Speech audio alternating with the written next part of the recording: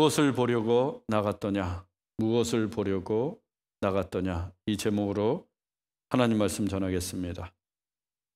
한국인으로는 처음 미 행정부의 차관보까지 지낸 사람은 고 강영우 박사입니다. 강영우 박사는 어릴 적 축구를 하다 공에 맞아 두 눈을 잃고서 평생을 시각장애인으로 살았습니다. 하지만 하나님을 신실하게 믿었던 그는 절망하지 않았고 공부에 몰두하며 미국으로 유학을 떠나 박사까지 되었습니다. 미 행정부의 고위직에 오른 강영우 박사는 미국 장애인들의 복지에 힘을 쏟았고 또한 UN 세계장애위원회 부의장이 되어서 전 세계 장애인들의 복지 향상을 위해 헌신했습니다. 그 강영우 박사가 마지막으로 남긴 유고집의 제목이 내 눈에는 희망만 보였다입니다. 내 눈에는 희망만 보였다. 육신의 눈으로는 아무것도 볼 수 없었지만 믿음의 눈을 가진 강영우 박사의 눈에는 희망만 보였습니다. 희망을 보았기에 그 희망을 따라 공부도 하고 박사도 되고 장애인들을 돕고 섬길 수 있었던 거예요. 실로 강영우 박사는 아무것도 볼 수 없었지만 모든 것을 보았던 것입니다. 두 눈이 있다고 해서 모든 것을 볼 수 있는 건 아닙니다. 또 눈을 크게 떴다고 해서 바르게 보는 것도 아닙니다. 볼 수 없는 것을 보는 것, 그것이 바르게 보는 것입니다. 우리 눈에는 보이지 않는 소망과 하나님의 나라를 보는 것, 그것이 참되게 보는 것입니다. 또 눈에 보이는 현상이 아니라 그 현상 너머에 있는 본질을 보는 것, 그것이 우리가 보아야 할 것입니다. 예수님도 보는 것이 얼마나 중요한지 우리에게 말씀해 주셨습니다. 마태복음 5장 22절 말씀을 다 함께 읽겠습니다. 눈은 몸의 등불이니 그러므로 내 눈이 성하면 온 몸이 밝을 것이요 눈이 나쁘면 온 몸이 어두울 것이니. 눈은 몸의 등불입니다. 그래서 눈이 성하면 온 몸이 밝아집니다. 그러나 눈이 나쁘면 온 몸이 어두워집니다. 이 눈이 내 몸의 라이트, 등불이기 때문입니다. 그래서 우리 눈이 성해야 합니다. 우리 눈이 맑아야 하고 깨끗해야 합니다. 그러기 위해서는 바르게 보고 깨끗하고 맑은 것을 보아야 합니다. 과학에서도 보는 것이 우리의 지각과 인식에도 영향을 준다고 합니다. 우리가 얻는 정보의 80% 이상은 다 눈을 통해서 들어온다고 합니다. 책을 보고 사람을 보고 사물을 보고 뉴스를 보고 세상을 보는 것으로 우리의 시각 세계는 물론 우리의 인식과 지각의 세계까지도 영향을 미치는 것입니다. 그러므로 사람은 무엇을 보고 있는가에 따라 그 삶이 좌우됩니다. 보는 것이 삶이요. 보는 것이 내 삶을 결정합니다. 그래서 보는 것이 중요합니다. 여러분은 어제 저녁, 어젯밤 무엇을 보셨습니까? 그것이 여러분의 삶이에요. 특히 믿음의 세계는 더더욱 보는 것이 중요합니다. 왜냐하면 믿음의 세계는 보이지 않는 것, 볼 수 없는 것을 보아야 하기 때문입니다. 창세기 15장에는 하나님께서 장막 안에 있던 아브라함을 이끌고 밖으로 나가시는 장면이 기록되어 있습니다. 그때 하나님께서 아브라함에게 이같이 말씀하셨습니다. 창세기 15장 5절로 7절의 말씀을 다 함께 읽겠습니다. 그를 이끌고 밖으로 나가 이르시되 하늘을 우러러 무뼈를 셀 수 있나 보라 내 자손이 이와 같으리라. 또 그에게 이르시되 나는 이 땅을 내게 주어 소유를 삼게 하려고 너를 갈대아 우르에서 이끌어낸 여호와로라. 하나님께서 아브라함에게 하늘도 보여주시고 땅도 보여주셨습니다. 아브라함이 고향 땅을 떠나온 때는 그의 나이 75세로 이미 많이 늦은 때였어요. 그리고 이 말씀은 그렇게 고향을 떠나온 아브라함이 이제 막 하나님이 약속하신 땅에 도착했을 때 주신 말씀입니다. 그때까지 아브라함은 자녀가 없었습니다. 이제는 백발이 성성한 노인이 된 아브라함에게 하나님께서 하늘의 무별들을 보여주시며 내 자손이 저 하늘에 셀 수 없이 무수히 많은 별처럼 창대할 것이라고 말씀하신 겁니다. 그런데 아브라함이 그 말씀을 덥석 믿었습니다. 아무 의심도 하지 않고 믿었어요. 그의 형편이 나아졌기 때문이 아닙니다. 자기 아내 사라에게 임신의 징후가 보였기 때문도 아니에요. 지금의 아브라함은 많이 늙었고 여전히 자식 한 명이 없습니다. 그리고 이제 막 새로운 땅에 도착해서 발붙일 곳도 찾기가 어려웠어요. 그런데도 아브라함은 하나님의 말씀을 믿었습니다. 하나님이 무별처럼 많은 자손을 주시고 또 유업으로 삼을 땅도 주시겠다는 그 말씀, 그 약속의 말씀을 믿었습니다. 자기의 처지를 보거나 인간의 이성으로는 도저히 이해하기조차 어려운 하나님의 말씀을 믿었어요. 어떻게 아브라함이 그 하나님의 말씀, 그 약속의 말씀을 믿을 수 있었을까? 믿음의 눈으로 보이지 않는 세계를 보았기 때문입니다. 아브라함은 하나님의 약속의 말씀이 성취되는 것을 믿음의 눈으로 보았습니다. 육신의 눈에는 아무것도 보이지 않았지만 그 약속의 실상을 믿음의 눈으로 보았습니다. 자손이 하늘의 무별처럼 셀 수 없을 만큼 창대케 되는 것을 보았고 자기가 두 발 딛고 서 있는 그 광대한 땅이 자기의 유업이 될 것도 보았습니다. 단 한 명의 자식도 없는 그때에, 단 한 뼘의 땅도 없는 그때에 아브라함은 모든 것을 보았습니다. 그래서 믿음은 보이지 않는 것을 실상으로 보는 것입니다. 볼 수 없는 것을 보고 아무도 보지 못할 때 보는 것이 믿음입니다. 사랑하는 여러분, 우리의 눈도 이와 같아야 합니다. 믿음의 세계를 보고 하나님의 약속을 볼 수 있는 믿음의 눈을 갖기 바랍니다. 세상에서도 우리가 보아야 할 것이 있습니다. 본문 24절 말씀을 함께 읽겠습니다. 요한이 보낸 자가 떠난 후에 예수께서 무리에게 요한에 대하여 말씀하시되 너희가 무엇을 보려고 광야에 나갔더냐? 바람에 흔들리는 갈대냐? 세례 요한이 보낸 제자들이 떠났습니다. 그리고서 예수님이 무리들에게 요한에 대해 말씀하기 시작합니다. 지난주에 살펴보았듯이 요한은 제자들을 예수님께 보내어서 예수님이 오실 그이, 즉 메시아가 맞는지 아니면 혹시 우리가 다른 분을 기다려야 하는지 물었습니다. 이 질문은 예수님을 의심하는 것이라고 했습니다. 그렇게 믿음이 좋았던 요한이 감옥에 갇힌 그의 처지 때문에 의심병에 걸린 것입니다. 하지만 예수님은 그런 요한을 꾸짖거나 비난하지 않으셨습니다.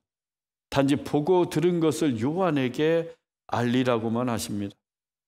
마침 그때 예수님은 맹인의 눈을 고쳐주시고 못 걷는 사람을 걷게 하시고 나병 환자를 깨끗하게 하시고 죽은 자를 살리시며 가난한 자에게 복음을 전하시는 메시아의 사역을 행하셨습니다.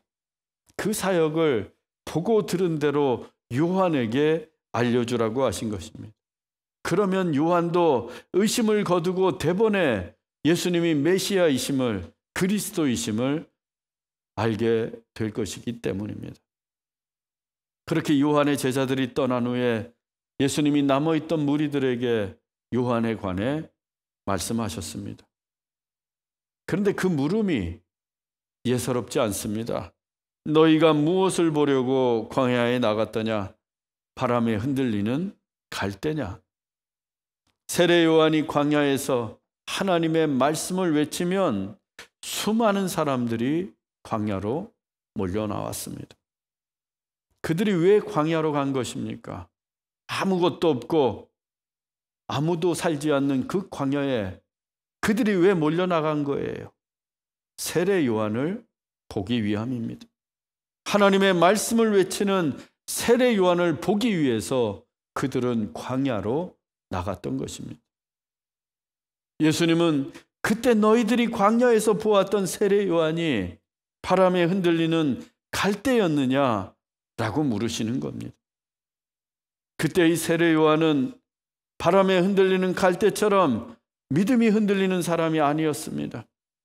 그때 이 세례 요한은 불같이 하나님의 말씀을 전했고, 그때 이 세례 요한은 강직하고 뜻을 굽히지 않고 강인한 믿음을 소유하고 있었습니다. 그래서 아브라함의 자손이라는 혈통만을 믿고서 하나님을 제대로 섬기지 못하던 유대의 종교 지도자들을 향해서 이 독사의 자식들아, 너희가 하나님의 진노를 피할 수 있겠느냐라고 질타했던 겁니다. 또 헤롯 왕이 동생의 아내를 빼앗아 불륜에 빠졌을 때 모든 사람들은 침묵하고 있었지만 세례 요한만큼은 홀로 당신이 그 여자를 차지하는 것은 옳지 못하고 불의하다며 헤롯 왕을 책망했습니다. 바로 그와 같은 믿음을 지닌 요한을 보기 위해서 사람들이 광야로 나갔던 겁니다. 그런데 한번 생각해 보십시오. 그런 세례 요한이 예수님을 의심했습니다. 그것도 사람들이 많이 모인 자리에서 공개적으로 예수님을 의심하는 질문을 던졌습니다. 당신이 그리스도가 맞습니까? 아니면 우리가 다른 사람을 기다려야 합니까? 예수님 주변에 모인 사람들의 반응은 두 부류였을 거예요.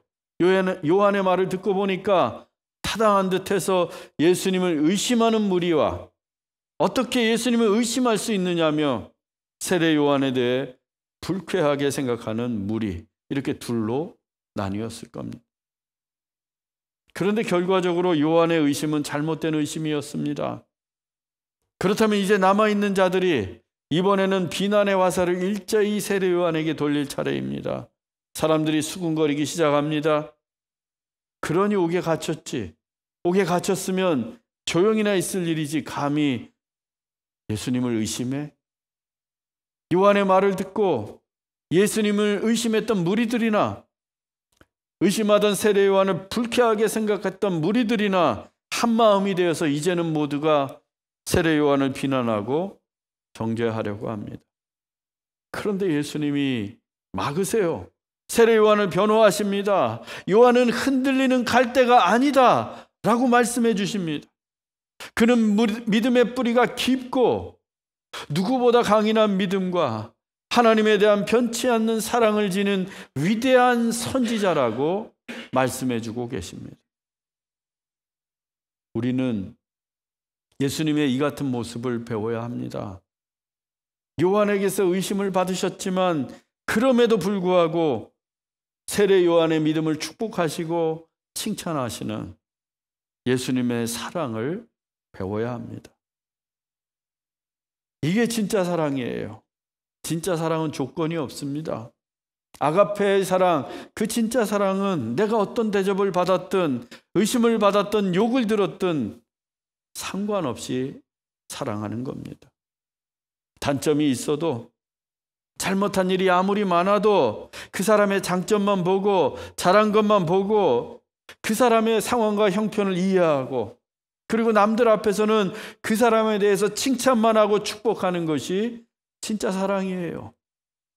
예수님은 요한을 진정으로 사랑하셨던 겁니다. 여러분, 우리도 서로의 단점이 아닌 장점만 보기 원합니다. 서로의 아픔을 보기 원합니다. 내가 무엇으로 도울 수 있을까를 보기 원합니다. 그게 바르게 보고 참되게 보는 겁니다. 그것이 사랑의 눈을 가지고 우리 성도들을 보는 겁니다. 이어서 예수님은 이렇게 말씀하셨습니다. 본문 25절로 26절 말씀을 함께 읽겠습니다. 그러면 너희가 무엇을 보려고 나갔더냐?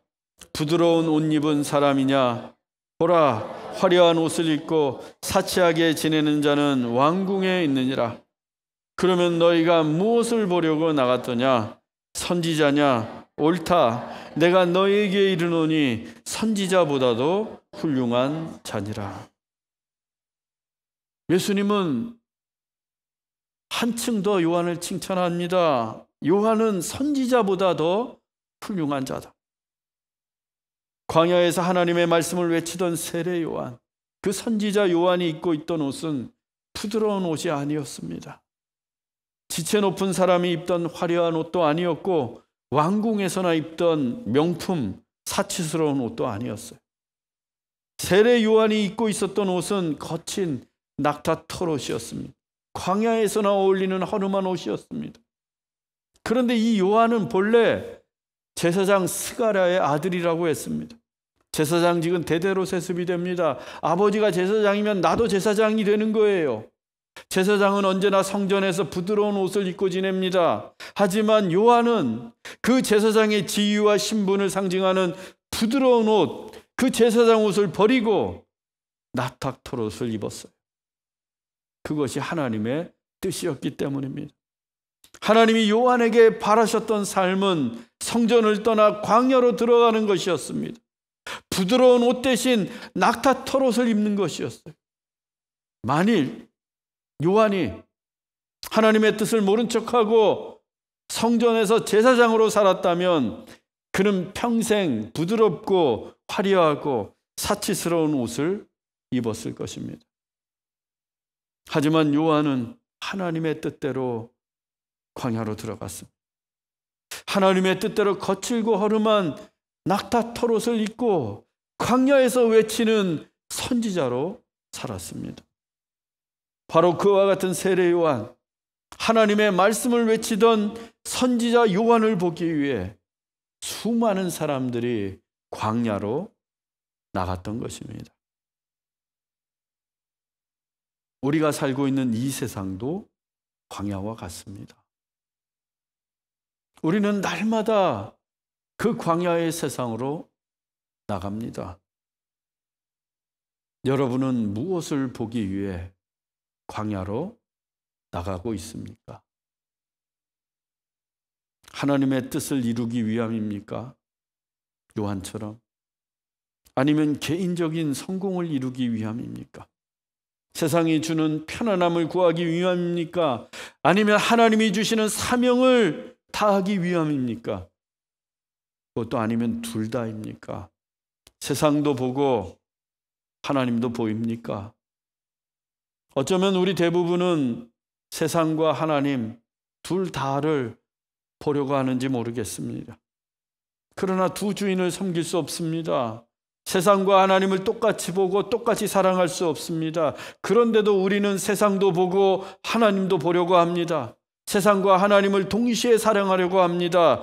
그러니까 세상과 하나님이 협쳐서 보입니다. 세상과 하나님이 한데 뒤엉켜서 보입니다. 그 이유가 무엇입니까? 우리 눈에 꺼풀이 쓰였기 때문입니다. 세상을 향한 욕망과 욕심의 꺼풀이 우리의 눈에 깊게 씌었기 때문입니다. 흔히 결혼은 눈에 꺼풀이 씌어야 할 수 있다고 합니다. 이른바 콩깍지입니다. 눈에 콩깍지가 씌어서 이리 보아도 내 사랑, 저리 보아도 내 사랑이 될 때 결혼한다는 거예요. 다른 사람들 눈에는 별로 이쁘지도 않고 별로 잘나지도 않는데 내 눈에는 누구보다 아름답고 멋지게 보이는 것은 내 눈에 덕지덕지 씌어진 커플 때문입니다. 그런데 결혼하고 나면 어떻습니까? 그 커플들이 하나, 둘씩 벗겨지기 시작합니다.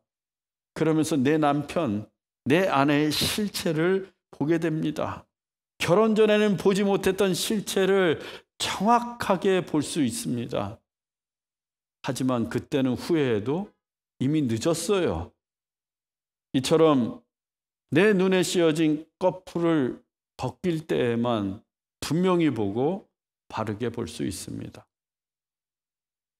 사도 바울이 사울이었을 때 다메섹으로 올라가던 중에 하늘로부터 쏟아지는 빛 가운데 예수님을 보았습니다. 한낮 정오의 태양보다 더 밝은 빛으로 오신 예수님을 보았어요. 그 빛이 얼마나 강렬했던지 사울은 두 눈이 멀게 됩니다. 사흘 동안 눈뜬 장님으로 지냈습니다. 그런 사울에게 주님께서 당신의 제자 아나니아를 보내 그를 위하여 기도하라고 말씀하십니다. 아나니아의 기도 후에 어떤 일이 일어났는지 성경은 이렇게 전해줍니다. 사도행전 9장 18절 말씀을 함께 읽겠습니다. 즉시 사울의 눈에서 비늘 같은 것이 벗어져 다시 보게 된지라. 아나니아가 기도하자마자 사울은 다시 볼 수 있게 되었습니다. 그 즉시. 그런데 그냥 절로 본 게 아니에요. 사울의 눈에서 비늘 같은 것이 벗겨지고서야 볼 수 있게 되었습니다. 그동안 사울의 눈에는 이 비늘 같은 꺼풀이 잔뜩 끼어 있었습니다. 그러니 어찌 세상을 바로 볼 수 있었겠습니까? 어떻게 참된 하나님을 볼 수 있었겠어요? 사울의 눈에서 벗겨진 그 비늘은 세상을 쫓던 욕망의 비늘이요, 불신의 비늘이었습니다. 그 비늘이 벗겨지고 나서야 비로소 사울은 믿음의 눈을 가지고 바르게 볼 수 있었습니다. 그리고 그동안에는 볼 수 없었던 이 세상 너머에 있는 하나님의 세계를 보면서 온 지중해 세계에 복음을 전하고 교회를 세웠습니다.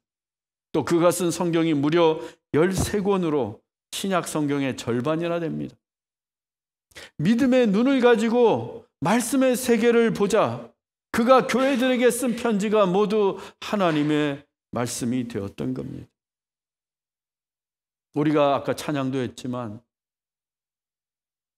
하루 종일 밤새도록 갈릴리 바다에서 베드로가 그물을 던졌습니다. 그러나 물고기 한 마리 잡지 못했어요.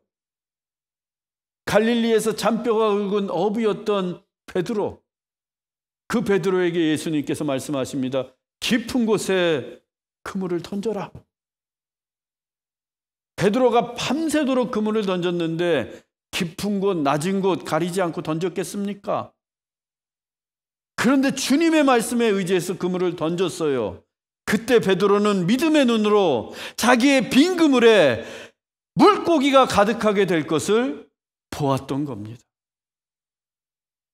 믿음의 눈으로 보면 한 인간도 이처럼 위대하고 기적 같은 하나님의 일들을 행할 수 있습니다. 오늘은 종교개혁주일입니다. 유럽은 물론 전 세계의 역사를 바꾸어 놓은 종교개혁은 1517년 독일의 시골 마을인 비텐베르크에 있는 작은 교회에서 시작되었습니다. 그곳의 신부가 30대의 젊은 수도사 마틴 루터였습니다. 당시 로마 카톨릭 교회의 권력과 부는 그 어느 시대보다도 막강했습니다. 교황의 힘은 로마 황제의 힘을 압도했고 로마 카톨릭 교회가 소유한 땅은 무려 전 유럽 땅의 40% 이상이 될 정도로 엄청난 부를 축적하고 있었습니다. 하지만 권력을 취하고 부를 쌓는 것은 교회가 할 일이 아니었습니다. 아니, 결코 교회가 해서는 안 되는 일이 세속적인 권력과 세속의 부를 탐하는 것입니다. 왜냐하면 세속의 권력과 부를 탐하는 교회는 여지없이 부패하고 타락하기 때문입니다. 권력과 부를 손에 넣은 로마 카톨릭 교회도 예외 없이 깊은 부패와 타락의 늪에 빠졌습니다.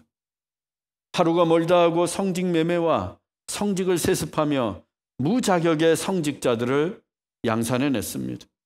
성직자만 되면, 신부만 되면 절로 로마 카톨릭 교회의 힘과 부를 얻을 수 있었기 때문에 너나 할 것 없이 신부가 되려고 했고, 심지어 돈과 뇌물로 그 신부의 직을 사는 일이 횡행했습니다. 하지만 독신으로 서약을 하고 신부가 된 그들은 공경하게 아내를 얻어서 살았습니다. 여러 명의 첩을 둔 신부들도 허다했습니다. 권력과 물질에 취한 성직자들이 성적 타락에도 빠졌던 겁니다. 이때 수많은 사생아들이 태어났고 그로 인한 다수의 고아원들도 생겨났습니다. 유럽에 그렇게 많은 고아원이 생겨난 것은 구제를 위한 사역이 아니라 바로 이 신부들의 치부를 덮기 위한 수단이었던 겁니다. 그 타락의 절정은 로마 가톨릭 교회가 발행한 면죄부였습니다. 돈만 주고 면죄부를 사면 그 공로가 인정되어서 내 죄가 사해진다는 일종의 천국 티켓과도 같았습니다. 이미 죽은 사람도 가족이, 친구가 대신해서 면죄부를 사주게 되면 생전에 아무리 많은 죄를 지었든 천국에 갈 수 있다고 미혹하면서 마구잡이로 면죄부를 팔아댔습니다. 그때 로마 가톨릭 교회의 부패와 타락상에 대해 마음 아파하던 30대 젊은 신부 마틴 루터가 분연히 일어섭니다. 자신이 심호하던 비텐베르크 교회 정문에 면죄부 판매와 권력에 취한 교회를 비판하는 95개조 반박문을 붙였습니다. 그리고 그날 루터는 예배 중에 솔리데오 글로리아, 오직 하나님의 영광이라는 설교를 선포했습니다. 교회와 성도는 세상의 욕망과 권력을 탐할 게 아니라 솔리데오 글로리아, 오직 하나님의 영광을 위해 살아야 한다는 것입니다. 분명 옳은 행동이었고 좋은 설교였습니다. 하지만 사람들은 이렇게 생각합니다. 로마 교황청도 아니고 유명한 사제도 아니고 독일의 총구석에 붙어있는 작은 교회에서 30대 무명의 신부가 붙인 반박문과 설교가 무슨 소용이 있을까? 누가 관심이나 가져줄까? 저러다 끝나겠지. 그런데 하나님은 그 작은 마을에서 종교개혁이라는 성령의 바람이 불어오게 하십니다. 독일을 넘어 이태리, 영국, 프랑스, 스코틀랜드, 스위스 등 전 유럽에 종교개혁의 광풍을 휘몰아치게 하셨습니다. 그리고 하나님은 마침내 가톨릭 교회의 부패에 저항하는 프로테스탄트, 개신교회를 세우며 전 세계를 새롭게 하셨습니다. 이 모든 일은 독일의 총구석에 있는 한 작은 교회의 신부였던 루터가 믿음의 눈으로 교회 개혁을 바라시는 하나님의 마음을 보았기 때문입니다. 타락하고 부패한 로마 가톨릭 교회의 신부들이 볼 수 없었던 하나님의 위대한 세계를 루터는 보았던 겁니다. 사랑하는 형제자매 여러분, 우리도 믿음의 눈을 뜨고 세상으로 나가야 합니다. 믿음의 눈을 뜨면 그 광야에서도 하나님의 세계가 보이고, 믿음의 눈만 뜨면 하나님이 주시고자 하는 축복과 은혜들을 저 하늘의 무별처럼 무수히 많이 볼 수 있습니다. 그러기 위해서는 먼저 우리의 눈을 어둡게 했던 욕망과 불신의 꺼풀, 그 비늘을 벗겨내야 합니다. 그리고 믿음으로 하나님을 바라보아야 합니다. 그러면 하나님이 보입니다. 하나님의 뜻이 보이고 하나님의 세계가 보입니다. 내 가슴을 뛰게 하고 열정을 새롭게 하는 비전과 하나님의 꿈이 보입니다. 우리 모두 믿음의 눈을 뜨고 그 놀랍고 위대한 하나님의 세계, 믿음의 세계를 볼 수 있기를 주 예수 그리스도의 이름으로 축원합니다. 기도하겠습니다. 사랑의 하나님, 그동안 우리는 우리의 욕망을 보기 위해 광야와 같은 세상으로 나갔습니다. 하나님도 보고 세상도 보려고 했습니다. 흔들리는 갈대를 보고 부드럽고 사치스러운 옷을 보려고 했습니다. 그래서 하나님을 보지 못했습니다. 하나님의 세계를 볼 수 없었습니다. 주님, 우리의 눈을 덮고 있던 욕망과 시기와 염려와 불신의 비늘을 벗겨 주옵소서. 오직 하나님만 바라볼 수 있는 순전한 믿음의 눈을 주옵소서. 그래서 전에는 볼 수 없었던 믿음의 세계를 보게 하시고 하늘로부터 쏟아지는 각양 온갖 은혜와 축복을 누리게 하옵소서.